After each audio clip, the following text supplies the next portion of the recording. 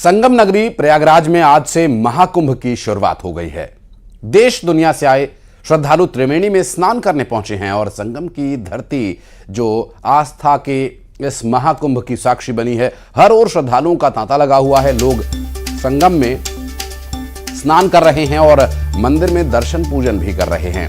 आज पौष पूर्णिमा का पहला स्नान पर्व है।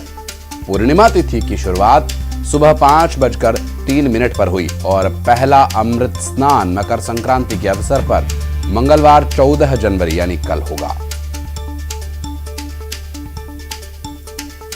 और ये जो तस्वीरें हम आपको दिखा रहे हैं, 8 तस्वीरें तीर्थराज प्रयाग से, और यहां पर आप देख सकते हैं अलग अलग तस्वीरों में एक अलग रंग दिखाई देगा आपको इस महाकुंभ का। और साथ ही इस महाकुंभ में जो पहला स्नान है उसकी महिमा ही अलग है और लोगों में उत्साह है। काफी संख्या में लोग यहां पर पहुंचे हुए हैं और कुछ यहां सिर्फ स्नान करने आते हैं, कोई ध्यान करने आता है, कोई कल्पवास के लिए आता है।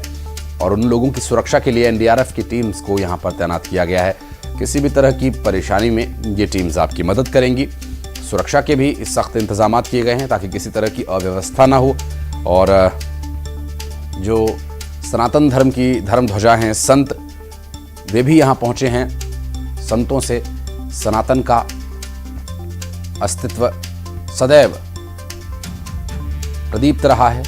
और ये 6 तस्वीरें और आपको दिखा दें, महाकुंभ की शुरुआत हो चुकी है और लोग इस महाकुंभ में इस शुभ संयोग में स्नान करने के लिए पहुंच रहे हैं।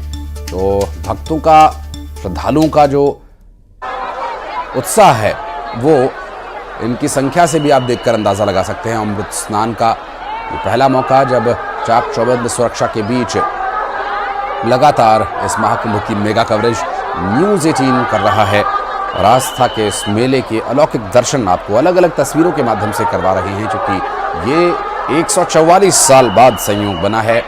और संभव है जब इससे पहले ये संयोग बना होगा तो हमारे जो बुजुर्ग हैं, हमारे जो परदादा, हमारे पूर्वज, शायद उन्होंने यहाँ पर स्नान किया हो। और इससे जुड़ी हुई 10 और तस्वीरें आपकी स्क्रीन पर आप देखिए। महाकुंभ की शुरुआत में अमृत स्नान के लिए जो लोग जुटे हैं उसका एक अलग नज़ारा देखने को मिल रहा है। लोगों की इस महाकुंभ में माँ गंगा में, माँ यमुना में, माँ सरस्वती में, त्रिवेणी संगम में जो आस्था है उसका ये महापर्व चल रहा है। सुरक्षा के बीच सुरक्षित और भयमुक्त स्नान, चूंकि ईश्वर से तारतम्यता का जो सीधा संपर्क का एक साधन सनातन में बताया गया है, उसकी ये एक महत्वपूर्ण कड़ी है जिसमें दिव्य और भव्य नज़ारे देखने को मिल रहे हैं। सनातन धर्म के मानने वाले या फिर उसको जानने वाले सभी यहाँ पर पहुँच रहे हैं। अलौकिक और अद्भुत ये नज़ारा 144 साल बाद ऐसा संयोग बन रहा है। और आज की ये ताज़ा तस्वीरें हम आपको दिखा रहे हैं। और लोग सुबह 3, साढ़े 3 बजे ही तट पर पहुंच गए थे और शुभ मुहूर्त का जो समय था वो 5:03 से तिथि की शुरुआत हुई है। तो 5 बजे के बाद से स्नान की प्रक्रिया यहाँ पर शुरू हुई है और अब ये लगभग 1.5 से सवा महीने के दौरान जो चलने वाला 28 फरवरी तक लगभग जो ये महाकुंभ का पूरा कार्यक्रम है चलता रहेगा। 2 और तस्वीरें इस वक्त आपकी स्क्रीन पर।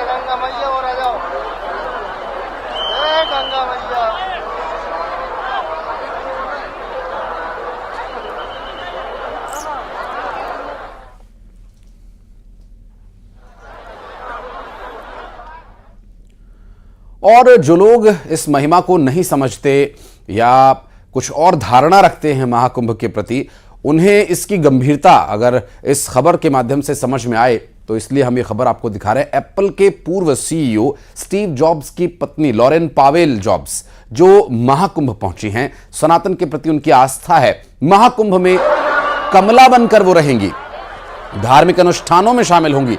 और लॉरेन पावेल जॉब्स के महाकुंभ में शामिल होने पर आध्यात्मिक गुरु स्वामी कैलाशानंद गिरी ने कहा कि वो बहुत धार्मिक और आध्यात्मिक हैं, हमारी परंपराओं के बारे में वो सीखना चाहती हैं।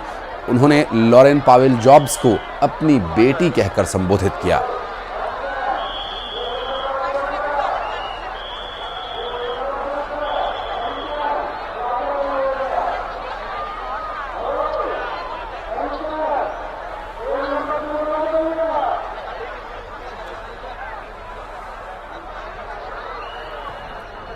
मेरे प्रति उसका आदर है, मेरे प्रति उसके मन में सम्मान है, मेरे प्रति उसके मन में गुरुत्व और पिता का भाव है, गुरुत्व और पिता का भाव है। मुझे लगता है यह सीख भारतीय परंपराओं को उन सभी को लेना चाहिए जो छोटे और बड़े लोग हैं भारत के, क्योंकि दुनिया के जो बड़े लोग हैं वो भी इस परंपरा को सीखना चाहते हैं।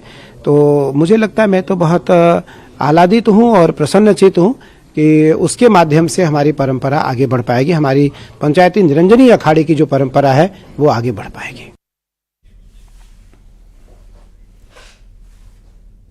मेरे प्रति उसका विदेश में भी भारत की सनातन संस्कृति का जो शंखनाद है वो आज से नहीं, सैकड़ों हजारों वर्षों से है।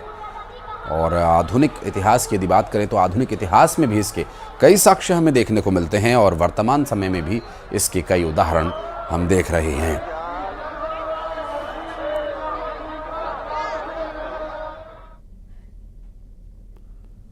और देश प्रदेश की 20 बड़ी खबरें अब आपको दिखाते हैं फटाफट अंदाज में। कवर्धा में